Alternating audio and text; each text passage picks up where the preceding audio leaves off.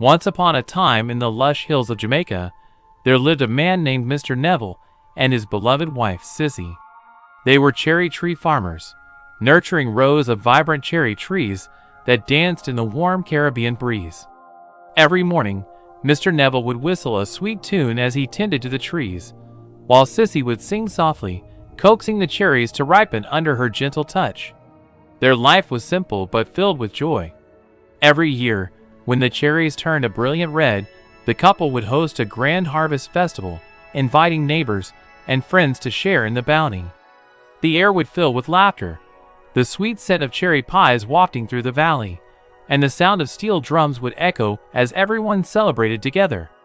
One fateful year, a fierce storm approached, threatening their precious cherry trees. As the winds howled, Mr. Neville and Sissy held hands and took a stand, sheltering the trees with their bodies. When dawn broke, they were exhausted but triumphant. The cherry trees stood strong, their branches glistening with rain. Their love and resilience shone brighter than ever. That harvest season, as the cherries ripened, farmers from neighboring fields joined them in the essence of unity. Together, they transformed their worries into hope, celebrating not just the harvest, but the bonds that held their community together.